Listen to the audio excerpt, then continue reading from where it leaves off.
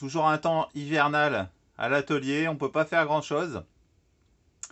Alors je vais préparer mes planches de palette pour les beaux jours, hein, quand on pourra les travailler. Donc je voulais vous montrer une petite astuce aujourd'hui, comment dégauchir donc vos planches de palette au banc de scie. Allez, c'est parti!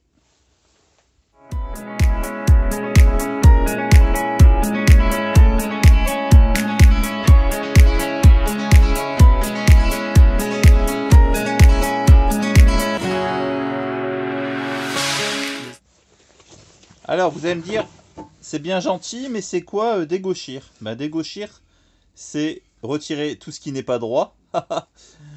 Ici, on le voit sur cette planche. Concrètement, hein, voilà, elle part comme ça, en arrondi. Pareil de l'autre côté. Bon là, elle est elle n'est pas très longue, donc le risque est moins important, mais ça pourrait le faire quand même. Ce qui va se passer, c'est que, vous voyez ici, ça va prendre appui sur le guide de la scie sur table. Ça va prendre appui, et à chaque fois, vous allez avoir l'effet comme ça de courbe qui va se reproduire tout le long de votre planche. Donc qu'est-ce que vous avez comme solution? Soit vous la passez à la dégauchisseuse. On n'a pas tous une dégauchisseuse sous la main, on ne peut pas tout avoir non plus. Alors une autre solution, c'est de fabriquer un guide. Voici mon guide. Je vais essayer de vous le mettre comme ça, vous voyez. Donc comment il est composé? Il est composé déjà d'une première planche, voilà, assez épaisse, pour bien maintenir, pour bien caler les planches de bois. D'une première planche qui est forcément parallèle.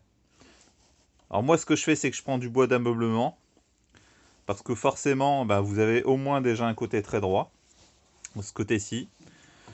Donc j'ai découpé d'un côté, donc ce qui fait que j'ai deux faces qui sont déjà bien parallèles.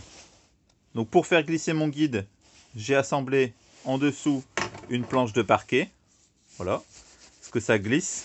Vous voyez, c'est une surface glissante, ça va aller mieux.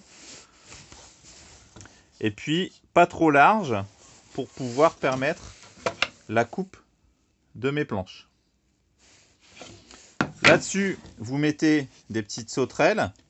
Je vous mettrai le lien en dessous de la vidéo pour retrouver ce genre de matériel. C'est pas très cher du tout. Donc ces petites presses sauterelles vont permettre de compresser la planche sur le guide pour ne pas qu'elle bouge du tout pendant tout le trait de coupe. Donc voyons voir tout de suite ce que ça donne en vidéo. Voilà, donc avant de découper, vous réglez la hauteur de votre lame pour qu'elle dépasse juste de votre planche. Voilà, c'est suffisant. Vous voyez, j'ai mis un petit assaut pour bien aider les sauterelles à compresser les planches. J'ai réglé la largeur d'écartement et je vais pouvoir faire donc un premier trait de coupe qui va être parfaitement droit. Donc il faut vérifier votre angle à 90 degrés avant votre coupe pour vous permettre d'avoir un équerrage parfait si vous devez assembler vos planches. Voilà, c'est nickel. On peut le faire aussi avec ce petit outil qui est un inclinomètre. Vous réglez le 0 et ensuite vous venez régler le 90 degrés sur la lame. Moi, le réglage a déjà été fait. Je vous mets le lien aussi de ce petit outil très utile et pas du tout très cher en dessous de la vidéo. Alors c'est parti, on se bouche les oreilles.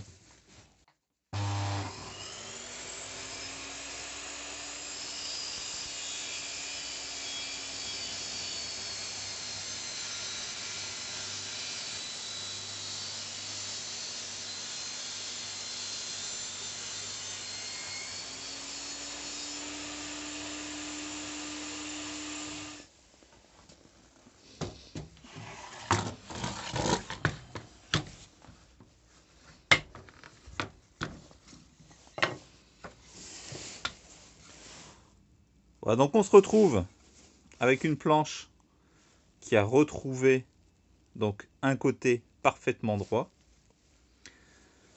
Pour reporter donc cette coupe de l'autre côté, il vous suffit de retourner votre planche et de vous servir cette fois-ci de votre guide initial pour faire une parallèle à ce côté-là. Ensuite, je viendrai raboter de part et d'autre la planche pour lui permettre d'avoir deux côtés bien plats.